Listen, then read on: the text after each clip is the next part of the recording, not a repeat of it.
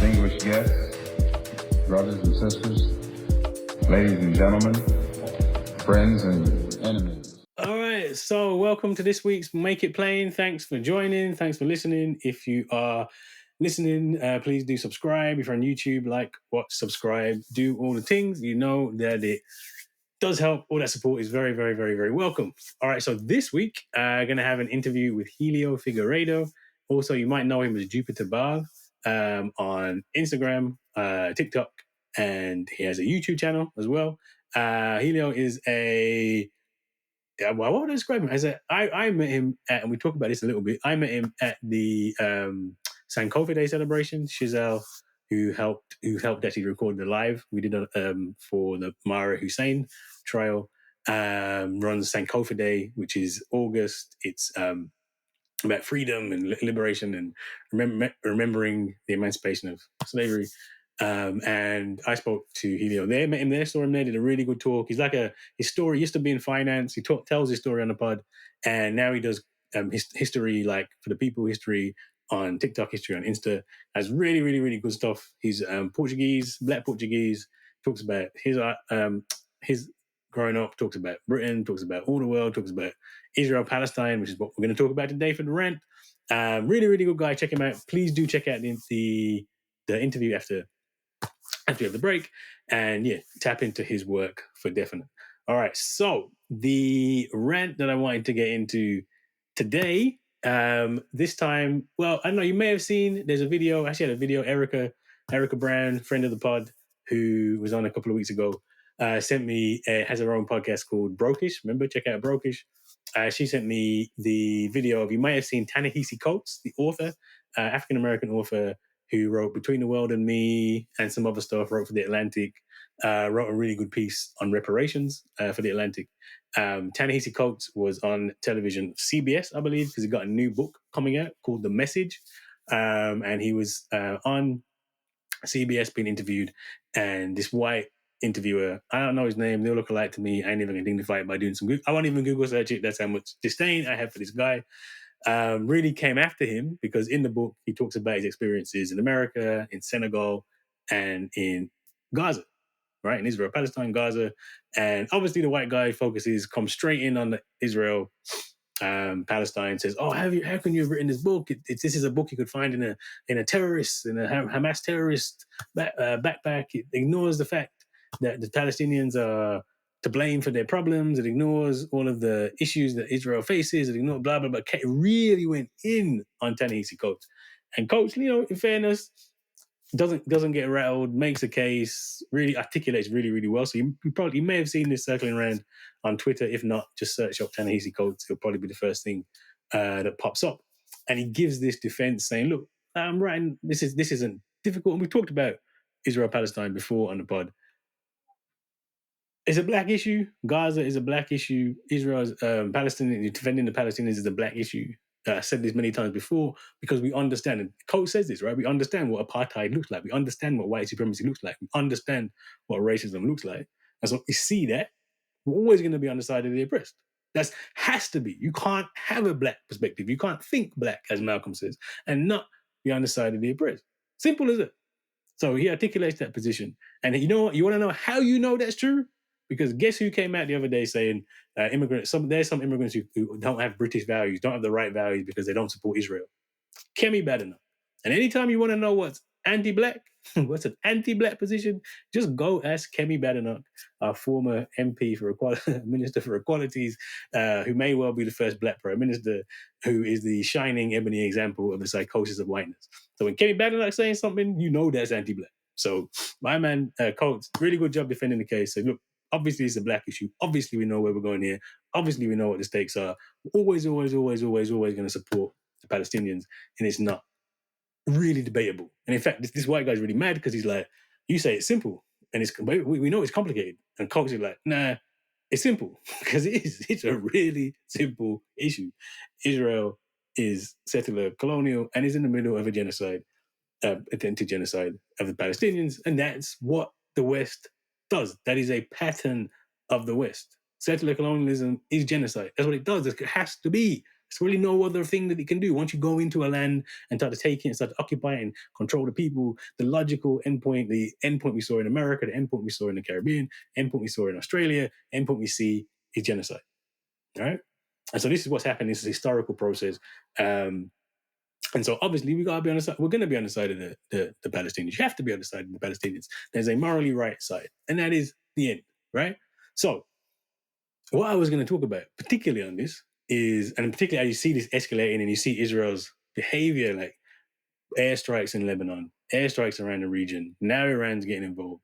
We're all going to get pulled into World War III over this thing. Shows you the psychosis of whiteness, right? But I'm going to come to that in a second. First thing, it was something that the white guy said, and Coates pushed back on him actually in the interview. He says, well, look, what about Israel's right to exist? Israel's right to exist. And everything really defending Israel's behavior depends on this right to exist. They're surrounded by hostile nations.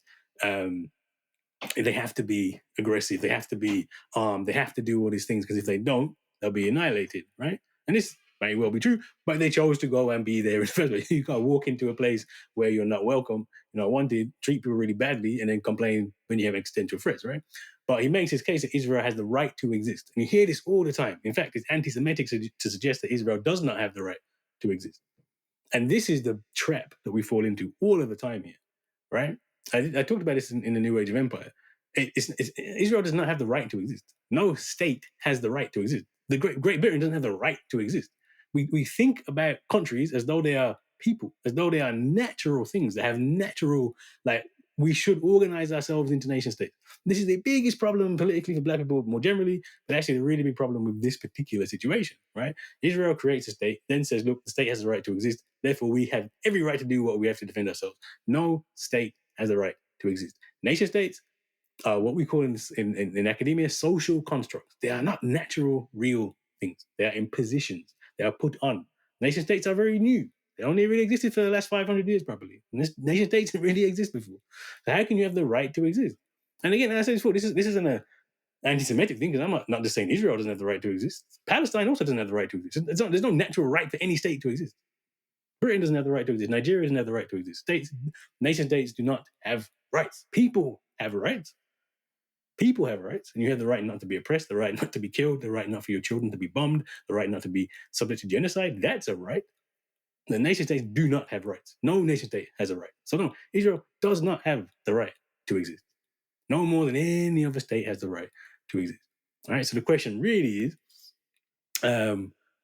how do we protect the rights of the people? Right? How do we protect the rights of the people? When you have a state that is clearly oppressing the rights of people, and not just oppressing rights of people, as Coates says, oppressing rights of people based on their race and ethnicity, how could you possibly defend that state? How could you possibly say that state is a state that needs to be defended? That state is a state that needs to be protected. There's no moral way to do that, right? This is a very simple thing. But the problem is, the state now exists. People are now there, and we're now in this thing. And somebody asked me the other day, what is the solution to this, right? And what did I just say about states? States are the problem. Nation states are the problem. And therefore, the two-state solution, really, it's not realistic. Like, if we're being honest and we're looking at this historically and we're looking at what are the trends when the West does these kind of things, the honest case is that two-state solution isn't workable, because Israel has shown time and time again that it won't back down. It won't understand that the way to deal with the existential threat is to be nice to people, right? Is to say, yeah, let's create borders, let's try. Can't do that, because the impulse is always to expand, is to eliminate, is to annihilate. That's the impulse of the West.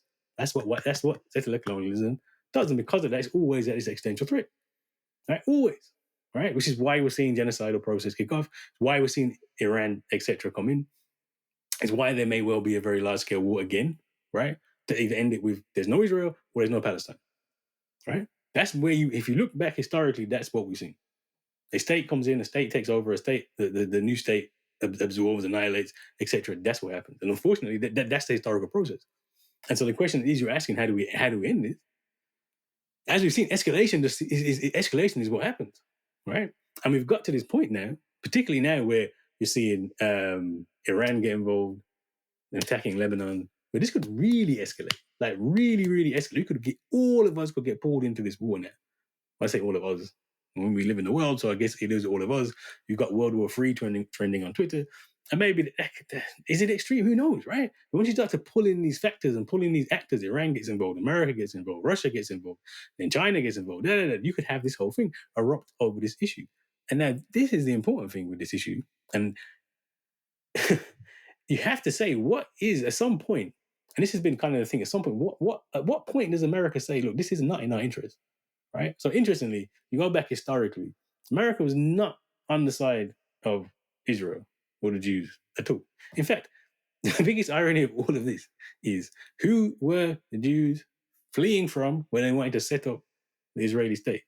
Europeans, right? It was persecution in Russia, it was persecution in Germany, persecution in Poland, persecution in Europe was why they're running to set up the state of Israel in the first place. But that's the whole kind of point of it. We're not safe anywhere. Safe from who? They lived in a Muslim, predominantly Muslim region because they weren't safe in Europe, right? Irony of ironies. America has not always been on the side of Jewish people. No, my God. The West has not always been on the side of Jewish people. Interestingly, Jews are now white. Definitely know that about it. But there are moments when Jews can flip in and out of whiteness. Holocaust, right? Germany, Nazis define Jews as being subhuman and then exterminate, right? That's you've slipped out of whiteness, right? And it's only really after that there's any real massive support from America and from Britain. Britain. It sounds about Balfour Declaration earlier is sort of supported, but it's tepid support. It's not like really supporting, right? You only really get Western support after the Holocaust, and then it's like, okay, we need to support Jewish people, we need to give them homeland, etc., right? America still isn't really on board that much. It's like kind of there, but not really there. It's only really when it's in America's interest that America properly get on board, right? Where they see that Israel has the Israel in the 60s, the wars with Egypt, the war, and Israel as a state which is stable. Because remember, like, Israel is surrounded by people who don't like Israel, right? But Israel solidifies itself, and then they're like, well, oil. This is a region that's full of oil, bountiful of oil. This is a region that doesn't particularly like us, right? That we don't have much interest in. And so Israel becomes like a really important anchor in the Middle East, right, for Middle Eastern interests. And really the carrot and the stick is important, because so in countries like Saudi Arabia, where the West has massive influence, it's about carrot, right? You just give the emir, whoever is the leader, the royal family, lots of money, carrot. Then you also have the stick of Israel, because you have, like, we call it benevolent colonialism. Malcolm called it benevolent colonialism, but it's underpinned by violence, right? And having a state which is that violent right there is a really, really, really good way to underpin it, right?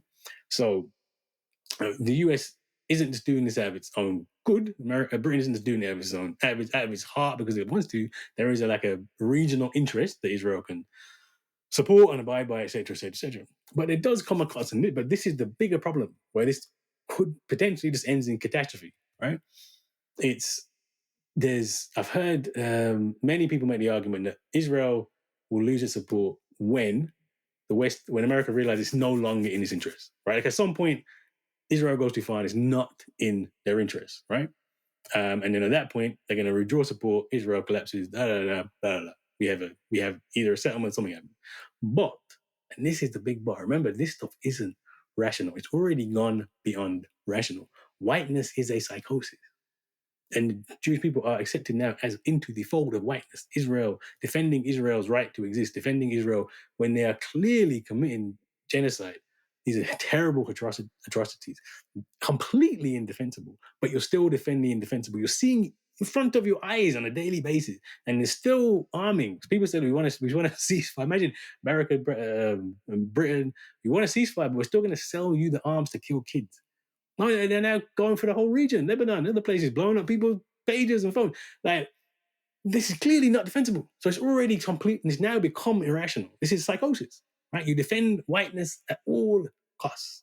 You defend whiteness at all costs, even when now you're bringing in the whole region, even when it may lead to World War III, you will defend whiteness. So you cannot think that there's a rational solution to this. You cannot think that there is a rational solution where the West is going to all of a sudden open and go, oh yeah, this is really ain't our interest anymore. You know, this is the cost-benefit analysis of supporting Israel. Let's really put some pressure on them to withdraw, to do this, to do that. I'd be shocked if that's where this goes. Because what is more than likely to happen is not that. what is more likely to happen, because we know about history, know about psychosis, is the rationality falls away. What's defending whiteness is supreme, right? That is where we're at. And I think that's where we're at now. I think we're already seeing that, right? And that potentially kill all of us, right? Whiteness, this is the other thing about this. Not to be too depressing about all this. Whiteness is likely to kill all of us in some way, right? Whether that be climate change and massive growth, we just have to grow, or some massive war that annihilates the whole entire population because we spark off World War III, not because it was in the interest of the West, but because it had to defend whiteness. Because remember, whiteness is the primary interest. Without whiteness, the whole thing falls away. So it's not. So the thing with psychosis is totally irrational, but it's also completely makes sense, right? Whiteness, this veneer, this belief that there is better, that the West is superior, that we're fighting Islam, we're doing this, all those stereotypes. That is irrational, but it is necessary to maintain a system that is based on the oppression and exploitation and death of Black and brown people. So it's actually not irrational. Ironically, of all things, it makes complete, perfect, and total sense, right? And this would actually may well end up killing us all. I mean, honestly, somehow, like when I wrote when I wrote New Age of Empire, I made this case about, they asked me to make the book more have a more cheery ending, right? And the cheery ending came up with, that was like, well, I can't make it cheery. Like, racism is terrible, white supremacy is terrible. And the only cheery ending I can come up with was, well, look, if you don't change, climate change is going to kill all of us, and so we have to come back from the brink, right? Whiteness isn't just going to kill it's going to kill us eventually. Whiteness, it actually ends up killing everybody. Israel-Palestine is another example of that, right? At some point, you have to come back from the brink, or we're all going to get dragged into a war that's going to end the world. Right, that's where we're at now, right? That is where we are at. Whiteness is going to kill everybody at some level, whether it's Israel, whether it's some other war, whether it's some pandemic, it kills all of us, right? Which is, again, why we have to organize, we have to resist, we have to do things differently, right? We cannot rely on the West, cannot rely on nation states, we cannot rely on I mean, it is this serious, that a matter of life and death. And if we don't do something soon, if we're not organizing, we don't collectively come together soon, it could very, very well be too late. Malcolm said it's already too late. And that was 50 years ago, 60 years ago. So it's already too late today. Anyway, that was my rant about this. More positive next time, maybe. I don't even know about it, but you have to see the depths of it to understand where we go. We need more than. All right? So anyway, that was that. We have me and Helio do talk about Israel-Palestine and about things you can do and about the protest you can get involved in, about why it matters in extra state. And it does. So please do not lose hope. Please do check into the interview. Me and Helio Figueiredo, Jupiter Ball, chopping up about all things Israel, racism, Portugal, historical, the work that he's doing. Really, really good interview. Thanks for listening. Please stay with us. All right, so very happy to have me, Elio Figueiredo, on the pod today. Actually, we met recently, right? We met at Sankofa Day. Yes, it was such an amazing event. It was in Trafalgar Square. Every year they have this to mark the abolition. Well, the abolition. I say abolition in the revolution. yeah. And you were one of the speakers, and this was the first time I come across you. But you also have a very popular Insta podcast, Jupiter. I don't want to get this wrong. What's your Insta handle? Jupiter Ball. So yeah, I started off on TikTok mostly. I started off during Black Lives Matter, and then because I had quite an anodyne TikTok account in which I spoke about books mostly, like novels and stuff. And then Black Lives Matter happened, and then I started speaking a bit about Portuguese history because I found out stuff about Portuguese history that I did not know. Okay. And as a graduate in history, I started speaking about stuff that I was interested, specifically stuff that was connected to my background, because I trained as an archaeologist, and then I came to the UK and studied cultural heritage studies, and then I ended up working in finance, like the vast majority of the people that I know. And I worked specifically in enhanced due diligence and compliance, specifically things like political exposure, kind of analysis of companies and regimes with whom banks have had access. And that opened this whole universe of kind of geopolitics and capitalism, like the machinery of capitalism to me. And it just became a kind of a bit of a black box in which I could speak about things and interact with people. Because everyone speaks very poorly about social media, and there are negative sides to social media, but there's always really positive sides as well. Like, I would have never had the opportunity to meet a person as qualified to speak of the things that you speak, like you, if it wasn't for social media. And like the people who listen to your podcast and the people who see your videos, it's a much wider audience for the exchange of information that we had before. So yeah, so that, like, continued, and I've been doing that instead of finance because I stopped that in 2020, and potentially I'm not going to be able to go back because, like, once you speak about about capitalism, it's not really the best. The best. It's like talking about the police and going to work for the police. yeah, I think I didn't burn bridges, I exploded them. Well, I guess what happened? That's a big change. What was it that brought about that change? I mean, I think I got to a point in which I realized that my life was being guided not by the things that made me happy, but by the things that I had, like, because I wasn't happy at my work, and I compensated by buying things. Okay. And like, also, my partner and my husband, we've been married like for, I think, this year's 14 years. We both had corporate careers, and we ended up not seeing each other. Okay. Like, we kind of cohabitated, and I found that this is actually it's a bit of a return to my passions, because when I started out as an archaeologist, I wanted to pass on information, like working in areas like public education, public archaeology. And I found out that this is actually my passion, to be able to connect the dots, use the information that I have, and just to help people make more informed decisions, or to at least help the people who watch my videos to not be afraid of discussing stuff like Palestine. Yeah. Or to have some responses or arguments when they're in a situation in which people are speaking about race, or people are speaking about history, or people are speaking about conflict, giving them some tools to be able to respond back with some assurance. Because I think that one of the biggest problems that we're having at this moment, not having, one of the biggest challenges that we've had, is that there's been a lot of there hasn't been enough social censure for the people who say racist things, the people who lie about our history, the people who, like, are overtly pro-Israel when the genocide is occurring, the people who buy Teslas and iPhones, which, by the way, like, not innocent. I have one. I did not know about the whole process of the exploitation of cobalt in the Democratic Republic of the Congo. And it's just to give, like, these people have never been challenged on their views, because they usually belong to either higher social classes, or because people like us, the censure that we receive is much more damaging than anything that they can weather for having, like, misinformed opinions.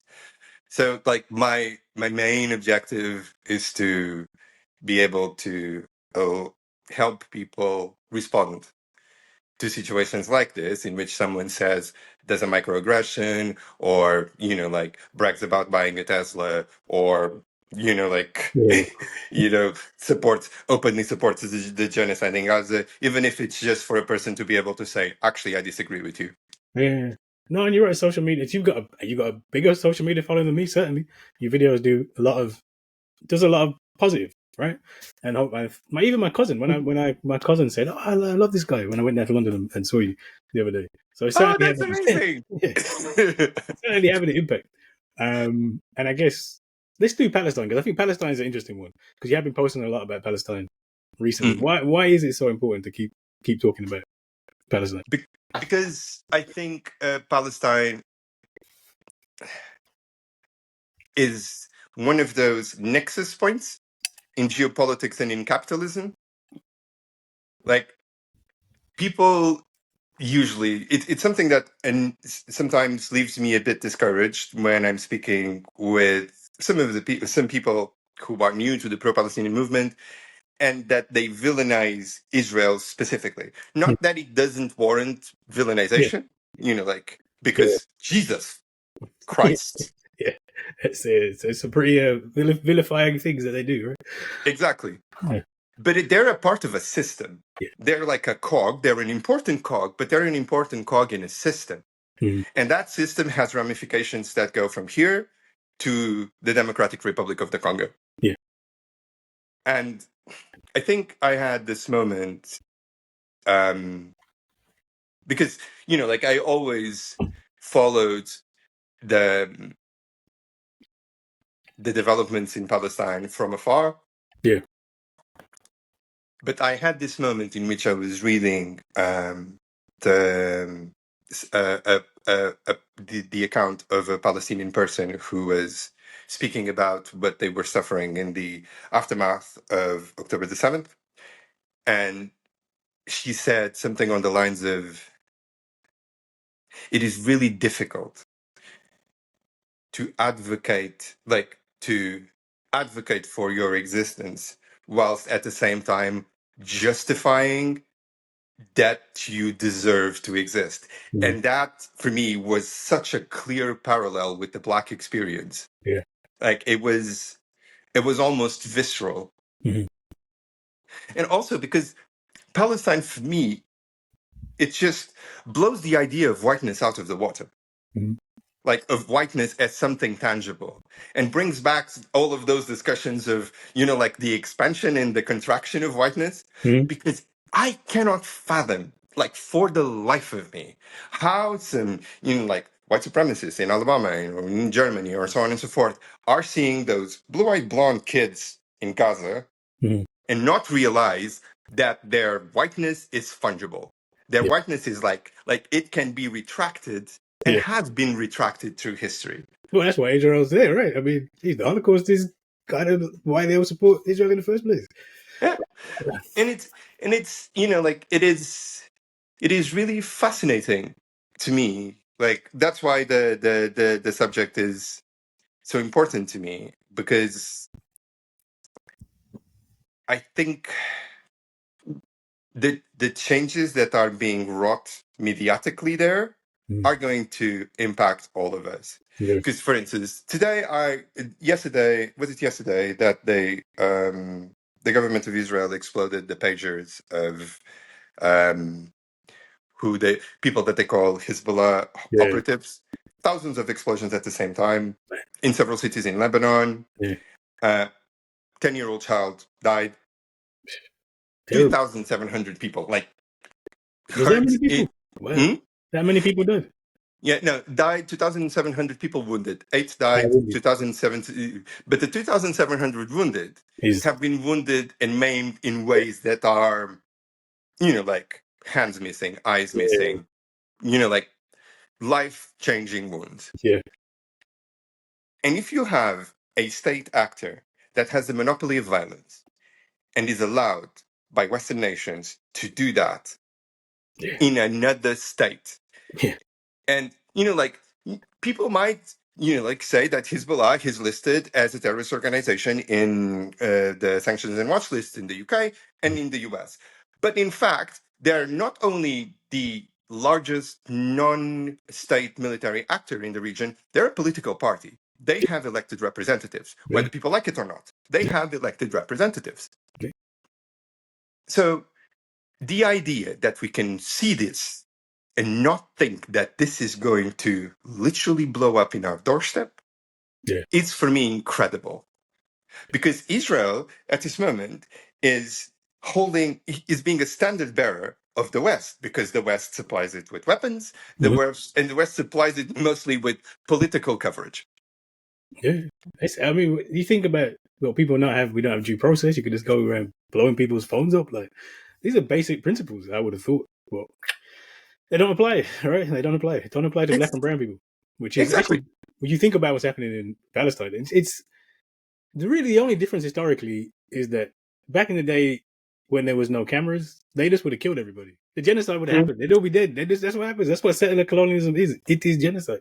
The only Yeah, difference now is we can see it happening. We can put it up. We can complain about it. We can put it on social media. But this is a yeah, process. exactly. And I think it was something that another person that I sometimes work with, Joris Lushan. He was there in the lecture in Sarcophagi. Yeah. He was speaking in his about connection to community and disconnection. And one of the things that has been really annoying me is that like I caught this habit when I was working in enhanced due diligence, that I started my day by reading like several types of newspapers of Yeah. all colors. Mm-hmm. Uh, Newspapers that at the time I believed kind of represented in a really clear and concise way that were objective. The Yeah. Financial Times, the Guardians, with Yeah. Yeah. slightly different political, like Yeah, slightly. leaning political, slightly different, blah blah blah. But they all kind of they were like large print newspapers. They weren't like back when I was in the sunken place. I thought so, and I. Across all of these newspapers, there has been a consistent rise on articles of people, like opinion articles, psychologists, and so on and so forth, saying you need to disconnect with your phones. You need to disconnect with your phones. You need to get a flip phone from the 90s. And oh my God, I disconnected, and now like my life is so much more pleasant. I have so much less anxiety. And it's not only tremendously cynical, because this is, like if you're white, you can disconnect. If you're Yeah. black and brown, you can never disconnect. Yeah. It's a question, yeah, it's a question of privilege. But also, I find it insidious that it appears in all of these newspapers at a time in which all of these news organizations are being proved to be tremendously biased, specifically on the Yeah. coverage of, like, there was one article about Sudan and about the lack of internet coverage of Sudan and how that was all in the hands of Elon Musk. Mm. And that article was put in the development section in The Guardian. Really? Like, it was like third world development or something like that, which Yeah. I was just like, are you kidding me? Like, all of these newspapers are starting to get a bit discredited, and all of them at the same time are telling us that we shouldn't look at sources directly. Yeah. The- Go through them. You have to go through the gatekeepers to yeah. get information. It's worrying. It is worrying because I mean it really is the fact that we are talking about Palestine is the only reason that they're not just all dead. Like I just want to say this: that genocide would have happened clearly, and we've seen it. And speaking of that, Portugal is a great country to think about for all of Jesus us. freaking Christ. Portugal gets let off. I don't think people seem to forget about Portugal with Yeah, the people imperialist forget. standards. Every time that I hear people say, "Oh God, Lisbon's such a great city," and I just go like, "You do realize that it was built on the blood of my ancestors?" Yeah, Like, and they don't even have, because here in the UK, you have a poor debate, but you have a debate. yeah, at least In Portugal, we are in the beginning of the inception of the debate. There are a lot of brave people that are pushing forwards to having finally a debate about our colonial history, about our role in chattel slavery. Mhm. And, but, so I am a graduate in history in one of the best universities in my country. Yeah. Like, it's one of the oldest universities. It goes like to 12th, the 13th century or something like that. Mhm. Like I had classes in an institute of archaeology that was in a palace that was a tower of the city, blah, blah, Really? blah, blah, blah. It's one of the most prestigious places because it has a ton of like weird traditions and things like that. I went through a whole degree and went through, like all of my schooling when it comes to the programs of history that you learn in Portugal, because, like we're still receiving like shockwaves from the fact that we had a fascist dictatorship for like 50 years, Yeah. like that is heavily nationalistic, heavily focused on the Portuguese interest. And I did not know that Henry the Navigator, Mhm. of whom we have a gigantic statue in Lisbon, like gigantic, Really?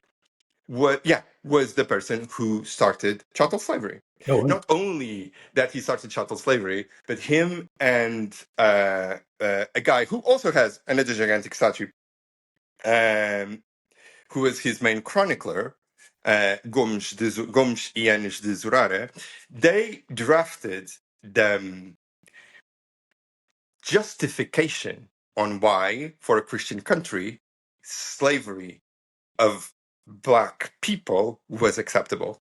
Really? Yeah. So, so basically, what they did was to justify and how they homogenized all of the Black populations in Mhm. Africa into just a phenotype, Mhm. because they with the help of the Catholic Church, they came up with this idea that or this justification that when you enslave the Black person, you are actually saving them. Yeah. Because they were brutish, because Mhm. they were, like all of the things that are still a yoke around our necks came from that period. Like that is potentially the biggest contribution that Portugal did to history. Well, yeah, I mean, the started the trade, and then Brazil gets missed out. I mean, Brazil has the most enslaved Africans of any place. Yeah, Half, but not half. Why does Portugal get away with like Portugal? We just don't really talk about Portugal. because it's tiny. Mhm. It's because at this moment it's tiny. It was an empire, now it's not. Yeah. But like that Portugal gets away with it. I kind of see, because of the size. What I don't understand is how Portugal gets away with it with other Portuguese people. Yeah. Because one of my first videos that went a bit viral-ish at the time was a video that I did, that I picked up because I had this memory in my head. And I thought, this cannot be true. Okay. Uh, I'll send you the image so that afterwards you can see it. So, because I remembered when I was studying slavery in like the sixth grade or something like that, sixth or ninth grade, yeah, something like that. That you had a map of Portugal, and then the coast of Africa and India, and then the products that you could extract from each part of the Portuguese Empire. Yeah. And when it came to slaves, were at the top of the list of a list of products. Wow.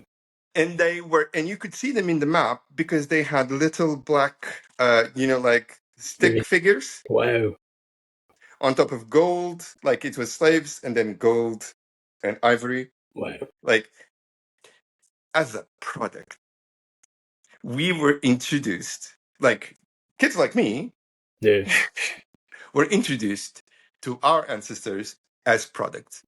There was no contextualization on why chattel slavery was bad, Mhm. on the aftershocks of it. Yeah. Some books even had,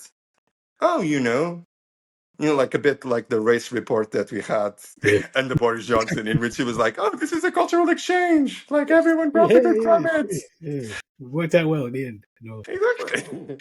Uh, and that is still in Portuguese books today. Really? Yeah. That's. So kids like my niece go to school and they pick up those books, and that's how history teaches, like how in Portugal, like we teach about something so absolutely horrifying, like the original sin of capitalism, Yeah. like the blood debt that created the world in which we live at this moment. It's just like that. Yeah, but that's not eerily refreshing about it though. Like, I mean, that is how they saw us, right? Just as Yeah, and the Portuguese people justifying it in the comments, going like, "Yeah, but that's how it was at the time." And I was like, "Yeah, but like in the medieval period, when you teach about the medieval period, you don't state that the sun goes around the earth. Yeah, exactly. Like you say, they thought this at the time, but it was horrible and bad. Yeah. And this is not true. Yeah. Yeah. You should. Well, yeah, we do, and we should for slavery, but Yeah, and it's not even something that Portugal can. That the people who designed the program of history in Portugal can say, like, well, this is just because we want to simplify history. Because like when I was growing up, like my curriculum in history was incredible. Like they had enough nuance to be able to teach. Like you had on one end, we thought about history in Portugal. So we would speak about a specific king and the things that he did, or a specific period. And we would pause and we would say, at the same time in Germany, this was happening. At the same time in Spain, this was happening. At the same time in France, this was happening. So it was a holistic, like a program that had ambitions. It was an ambitious program. But on that part, absolute blindness. well, that's horrendous.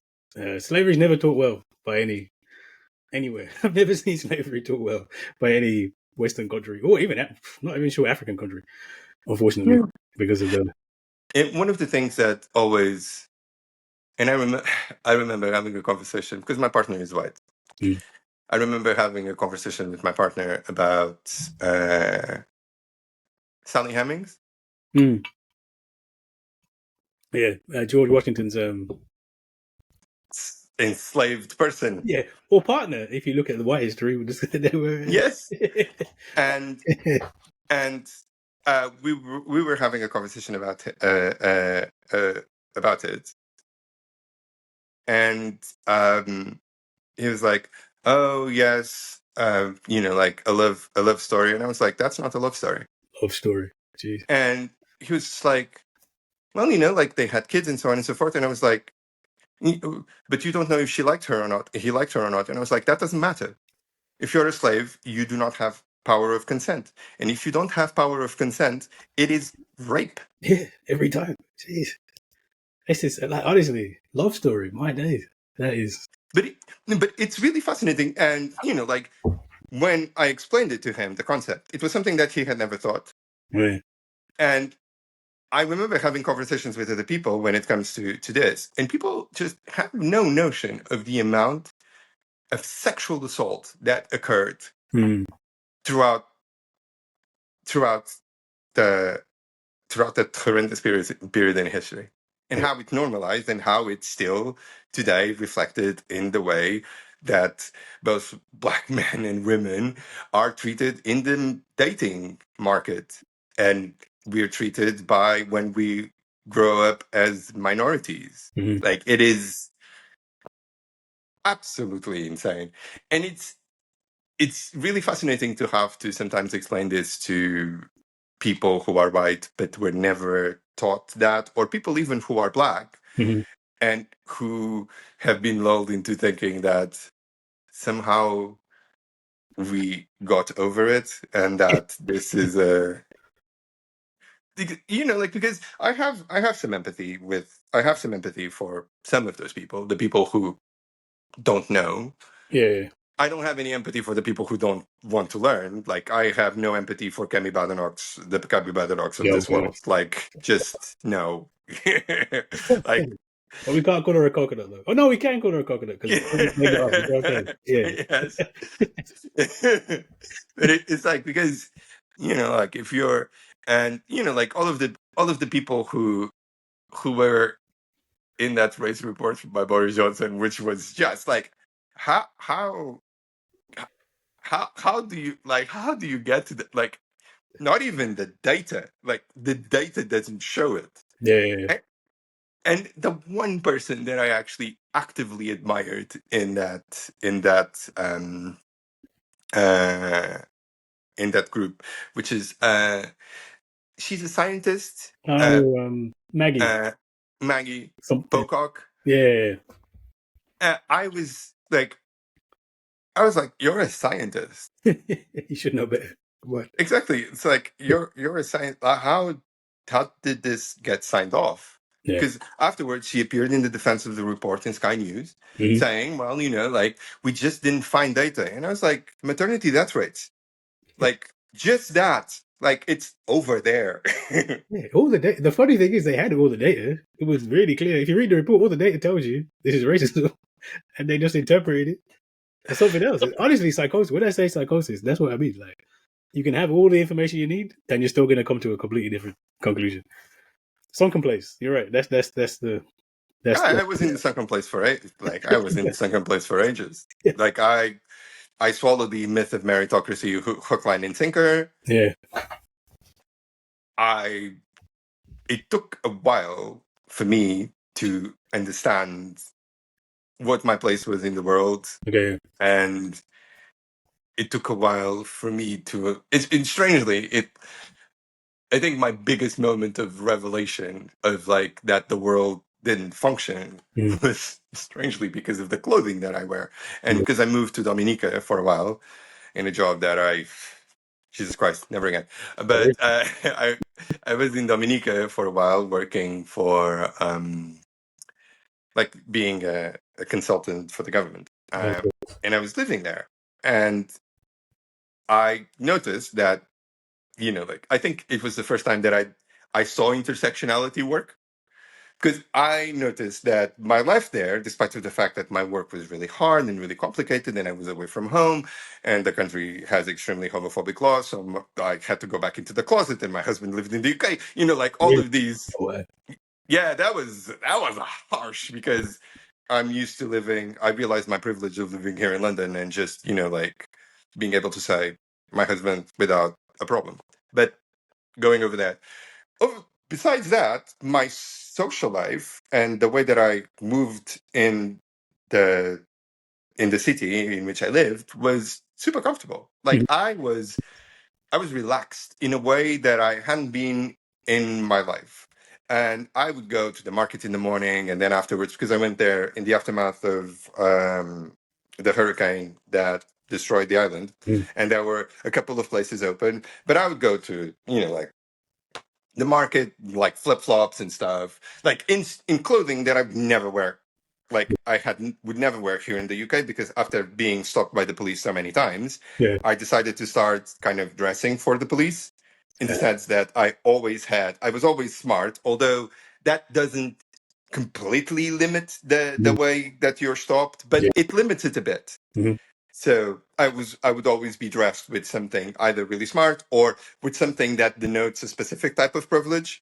Yeah. Like a specific type of watch or a specific type of coat that will give the police, like if the police see you and another Yeah. person, they will potentially go to another person because they will think, potentially he will, like have contact somewhere that will annoy you because some of these things are quite opportunistic. Yeah.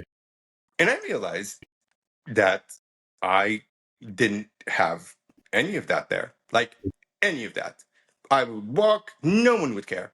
Mhm. No one would care. Like I would just and I realized and I realized as well that didn't happen only because I was in a white majority country.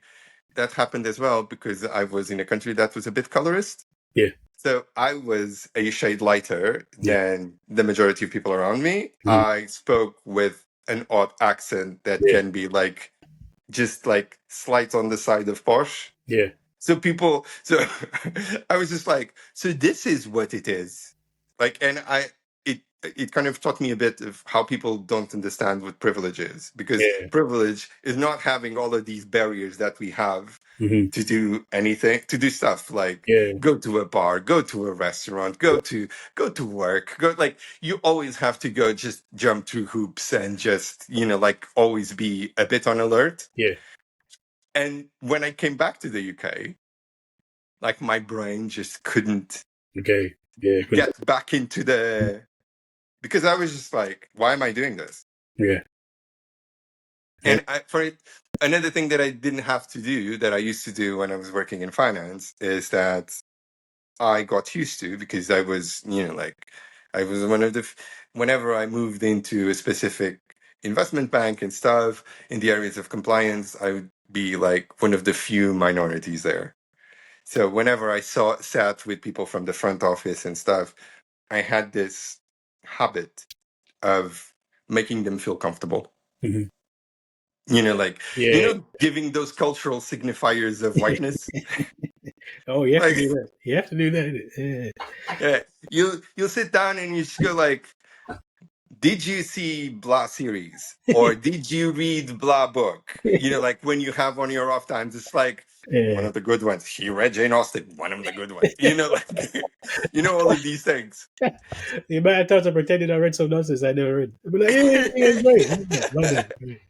That is how people get surprised when like you read books. Like books are books, and Yeah. people go like, "You read this? Oh my god!" And it's like, it's a book, dude. It has Yeah. been adapted to TV 50 million times. Like, why are you so surprised that I know how to read? Uh, and like all of these things, all of this time, or all of this space that I had in my head, all of a sudden just like got free. Yeah. Because I lived the year without having to do that. Yeah. So when I came back, there were things that I just couldn't, like, I just didn't get back to anymore. And then afterwards, like the murders of Breonna Taylor and George Floyd. Yeah. You were saying about the genocide, which always reminds me of this quote by Will Smith, which is like, now they're filming it. Mm-hmm. Now they're filming it. It's not that this is any different and Yeah. stuff. Now they're filming it. Yeah. And sometimes these things kind of light something in your brain that allows you to kind of move beyond a bit. Try to be like, turn you, like, make you more a part of your community and make you more aware of the society around you. And potentially now I see a world that is much more difficult, but I'm much more thankful for the world that I'm seeing at this moment, because I feel like I contributed a long time to being like the example of the good one that people would bash the people with. Yeah. Why can't you be more like? Yeah. I don't know if this happened to you as well, because I think that from my experience in Portugal, and I don't know if this is the same here in the UK, it's that when you are Black and you have some sort of academic propensity, Mm. you're kind of ushered into, like, I feel like potentially it wasn't malicious. I'm not saying that there is like a malicious conspiracy theory about it. I think that's the way that people operate because we live in a systemically racist society, Yeah. in which I was kind of being told from childhood that you're different from those other Oh, yeah. Black people, Black kids, because they're problematic. You're not. Yeah. You do things. You're calm and you're patient and you study. They are problematic. Yeah. Like, did this happen? And afterwards, you get ushered in and you turn into James Cloverly. And Oh, God, that's funny. Yeah, 100% happened to me. 100%. My school. Oh, God. It was so, you was the exceptional Negro, and you get treated.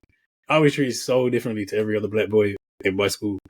And it did. I went through a phase. I was in a summer place, and it got to my head. I was like, "Yeah, whiteness, love whiteness," because that's the kind of the trajectory that they put you on. Thankfully, I came out of it young, yeah. and ever since then, they hate me there because I was too controversial to be the exception, the exceptional Negro. But it's proper. It's not an accident. Like, people are kind of groomed into being these tokens. So can we blame them? I don't know. Can you blame James Cleverly, Kemi Badenoch? Like, is it? I mean, I don't think I can blame them for the education that they received. I can't blame them but I can blame them for looking at the proof in the face and not wanting to see it, because I don't think that either of these people are stupid. They're not stupid. Yeah, they know what they do. Yeah. But I think there are a lot of people who believe, like, whenever you see, because sometimes there are these articles, like these articles about the Black Tories, in which Yeah. they appear in all of their sharpness with the suits and so on support and saying, like, I used to be this, and Yeah. there's this allure of the myth of being self-made, Yeah. like, and I think they actually believe that they're safe. Yeah. That like the current the privilege that they receive at this moment will protect them and the Yeah. people like them forever. Yeah. And it won't. It won't. Oh, it won't. Oh, it definitely will not. They'll realize eventually, right? Exactly. They will be like sacrificial lambs because, again, whiteness is tightening again. And all of these people, I think that they feel safe because they have some level of trust that things are not going to get absolutely horrendous. Yeah. And I'm I am concerned. I'm really concerned. When you have a prime minister who's the head of the Labour Party going to a fascist adjacent country Mm. to speak about how to do deals with a dictator in Tunisia that is currently calling for the mistreatment and the killing of black people. Bad. Like, because all of these people who are being stopped Yeah. in Tunisia and in Libya and so on and so forth, they mainly come from countries like Sudan, from Central Africa, from Yeah. Southern Africa, from like, this is an anti-black problem as Yeah. well as being an anti-Muslim problem. Yeah. This is an anti-black problem in a society in Europe that is aging. Like, I was looking at the numbers for Italy. Mm. I think in 20 years' time, they will have something like 3 million over 90s. Is it? Wow. That's Like, bad. it is insane. Like, we don't have people. And it's really fascinating to see what they're trying to do, because at the same time, they're trying to increase birth rates rather than allowing people to come in. And Yeah. if they're worried about cultural adjustment, Yeah. set up language schools. Yeah. Like, Yeah. like Yeah. teach them how to It's work not about around. culture. It's not about culture. It's about color. They don't. You're Exactly. white. That's Exactly. And, that's why they did. and That's why the EU expansion to Eastern Europe was about white people. It was like, let's get these white people from Eastern Europe into Europe. They can have some babies, and we'll be yeah. okay. That's what it was about. Let's be honest. That's what it was about. Yeah. And it's like, what are we going to do? Are you becoming a fortress? Like the other day, I got a comment that I got a bit upset because it came from a fellow black person, uh, because they were complaining, Afua Hirsch, Mm-hmm. she used to have those programs that, like, for the life of me, I do not know how these people do it. And like, kudos for her for be able to, like, hosting those conversations with Nick Ferrari and Yeah, with yeah, like all of these people yeah, about race. Like, why would you do that to yourself? Because that, like, every time, like, there was a point where I felt anxiety for her because she yeah, was getting punched left, right, and center. And he told her to go back to her, like, to leave. mm, And like, sometimes as a black European, I feel a bit stuck in the middle because I'm black, but yeah, I'm also European, mm, and we're kind of like, this belongs to us. yeah, Like, it's like the blood of our ancestors that mm, is like keeping these stones together. yeah, Like, we got here, and it's not just that. We contributed to art, to literature, to politics, to science. Like, we may be fragmented around Europe because there's a lot of post-colonial diaspora, and we all speak a tremendous amount of languages, and mm, we have like identities that are split between the identities that we have on our countries and the identities that our parents brought from the countries in which we came from. But we're still a part of this. And sometimes I feel a bit of pushback because I hear people saying, but why don't you leave? And I was like, leave where? yeah, This is my home. mm, And it is correct, I think, that we fight for our own recognition here as well. Because I don't want to be an invader to another place that I've never visited. Like, yeah, I'm not going to be a colonizer like my grandfather. yeah, Yeah, I've got my aside, speaking with my family about colonialism is hilarious. yeah, Because, like, my grandfather, this is just a complete aside, because it's just something, I don't know if this has happened to you at all. But I come from a mixed family, Mm. super mixed. But my grandfather was a literal colonizer. Like Really? he ran away from home and he went to Angola, where he met with my grandmother, who was, a black woman. He was like a blue-eyed, blonde Portuguese person who just went there, Yeah.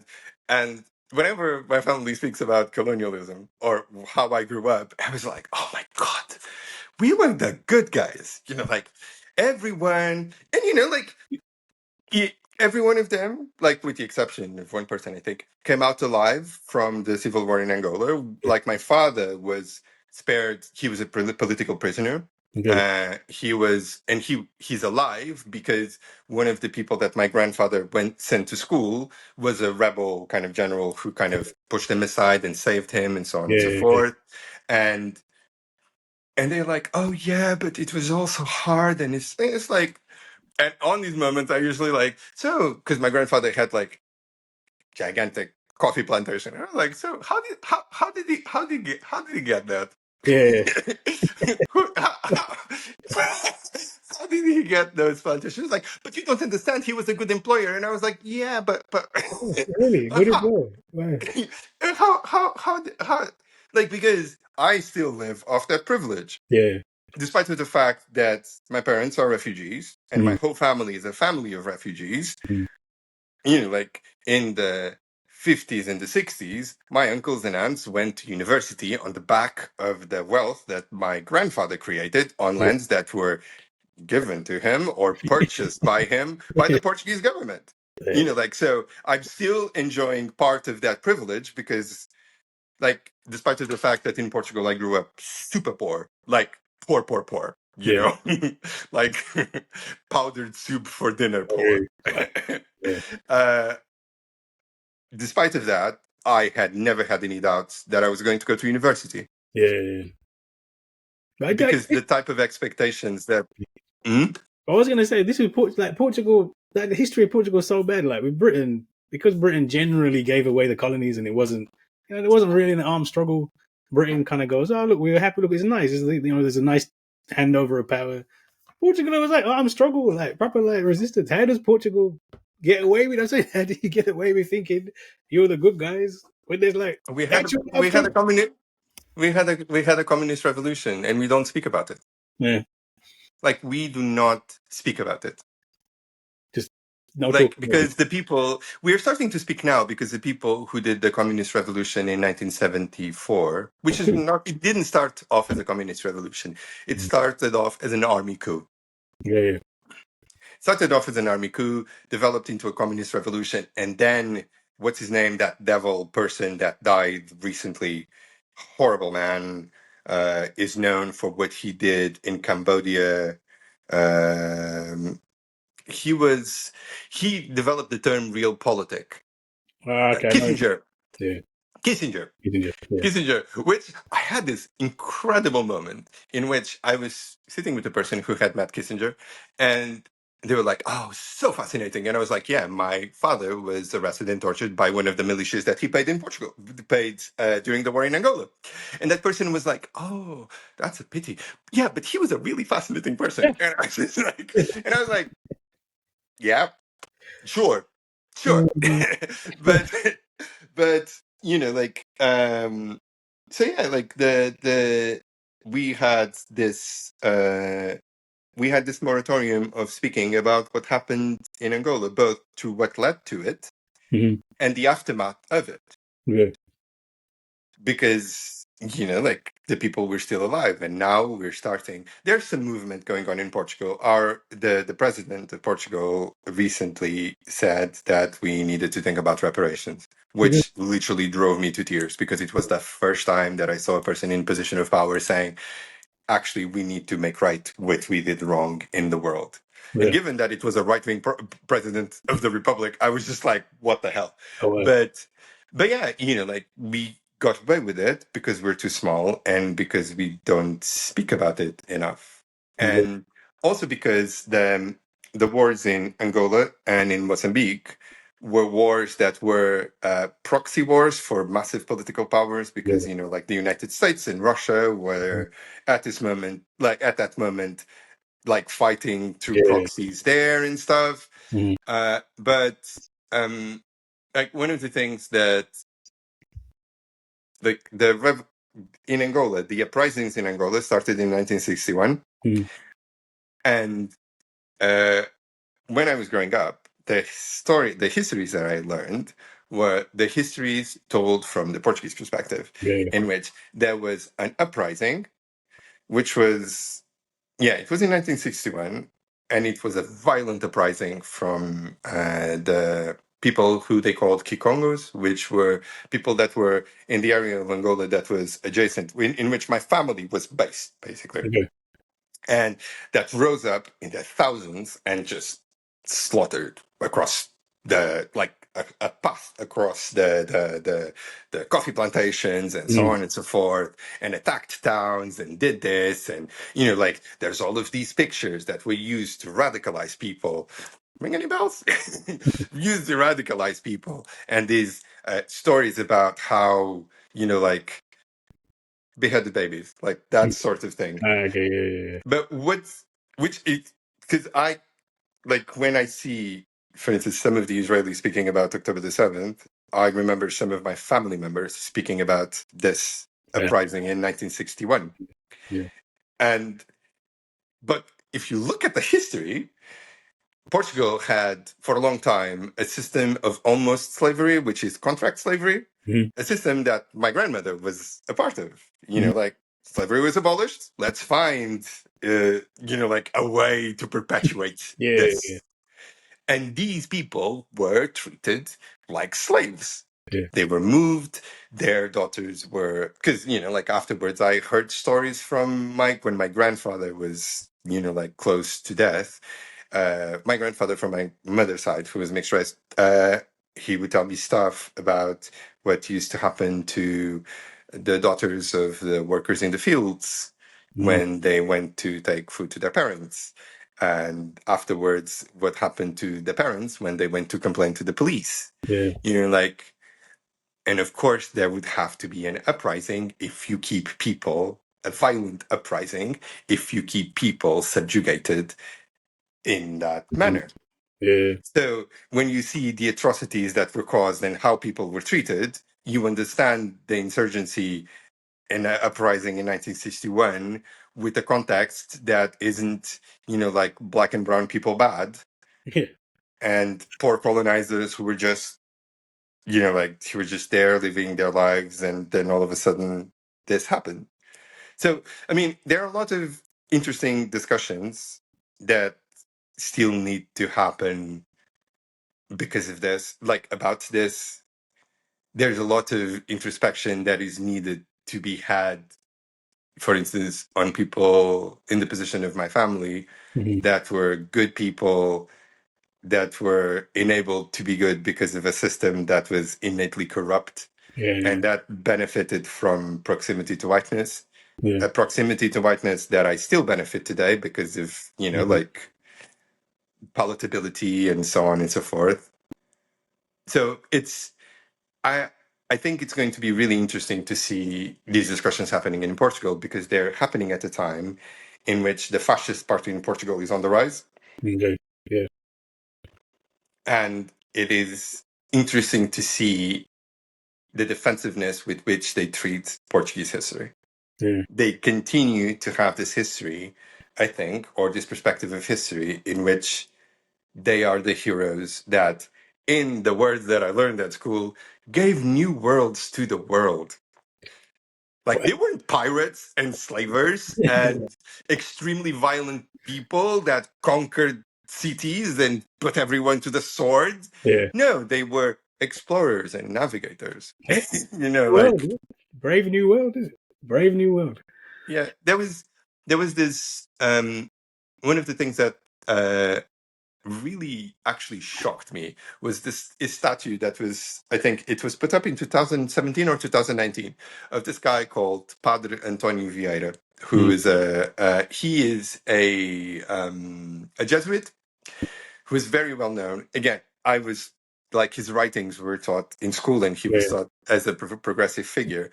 Uh, And there's this statue that was put up that during the Black Lives Matter movement in Portugal, people threw ink on top of it because it's a Jesuit priest accompanied by two small children who are native Brazilians looking up at them adoringly, which is like, you do not put any child statue next to any Catholic priest ever. Like, just do not do that.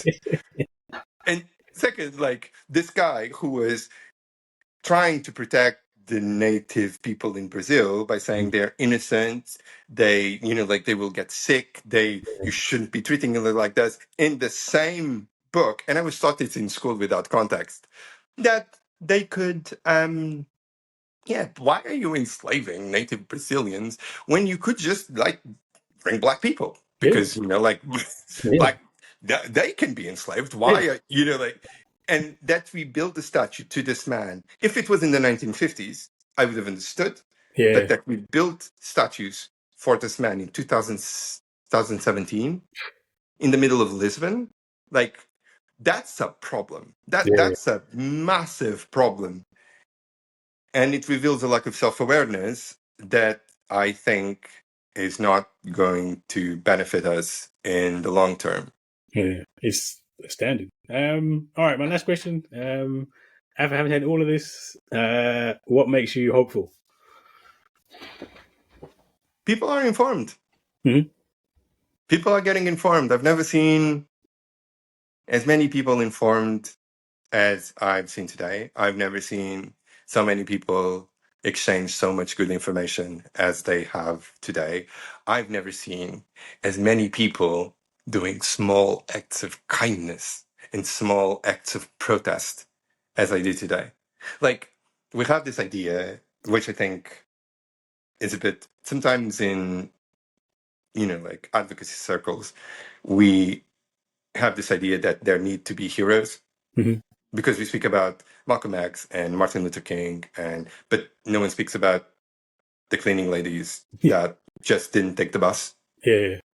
And I think that's the thing that is giving me a tremendous amount of hope at this moment, because you have a lot of people who do nothing, or who would have done nothing, that post a story on Instagram. And that may not seem to be, like, that's not going to stop, like the exploitation on the Democratic Republic of the Congo. It's not going to stop the genocide in Gaza. The genocide in Sudan. It's not going to stop any of that.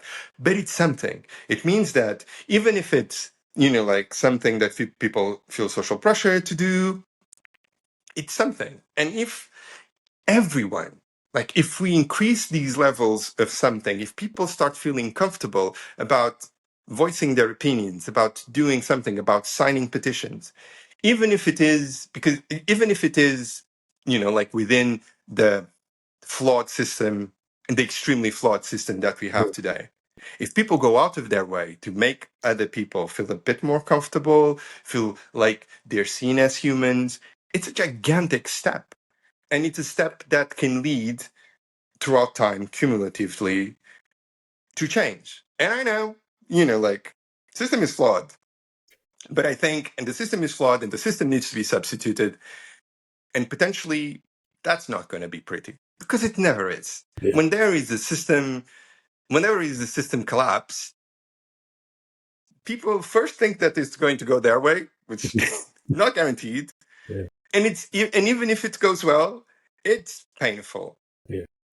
And I see that potentially in the future, that might be what happens. But I also think that there is this necessity and this ability of people on the ground to do, like, positive things that might change even a millimeter for the better the people's lives around them, if that makes sense. Yeah. And that encourages me immensely, because that's a possibility. You can work with that. Yeah. You start off with like liking a post, and then you write a comment, and then potentially you do your own post, and then potentially you sign something, and then potentially you just go to your local council and you start working, like, on an ad hoc basis on something that you can volunteer, or even if you just go to a discussion and make a vote and make a point. Yeah. Like, on the ground, you can do stuff that can materially make people's lives better. And that's something that I'm then I'm encouraged. Like it makes me feel like there is hope in the world. Yeah. How about for you? What do you see that makes you hopeful? Yeah, it's like you said, like there's always people always resisted, people always struggled, people always have always, and I think sometimes we miss how much privilege we have, right? Like, I mean, we're certainly racism, but it's way easier to organize now than it would have been 200 years ago. You know, we'd have been in chains, so that would have been a Yeah. so Yeah. people have always resisted, and we always will, and we have to. And as long as people understand the conditions, then we'll move. So yeah, we always say you're right. You're right. We have to stay positive. I also say thank you for all your work as well, and this Okay. remind people how they can find you as well. Okay, so I have the same name on all of my platforms. It's Jupiter Baal, Jupiter Ball on TikTok and on Instagram and on YouTube. So yeah, but so yeah, like I do a video per day, almost. Usually when I'm walking my dog, uh, I usually do a video per day in which I speak about topics related to social justice and like systemic racism. So if you want to go and check me out, I'll be happy to see you there. Yeah, thank you. It was a great conversation. Thank you for that. Thank you for your time and your work as well. Okay, thank you very much. And exactly the same to you. I have just going to your book is on the way, and I can't because I bought it not in Amazon in another place. So I can't wait to read it so that I can afterwards ask you questions. All right, definitely. Hope you enjoy it. Anyway. Okay, thank you.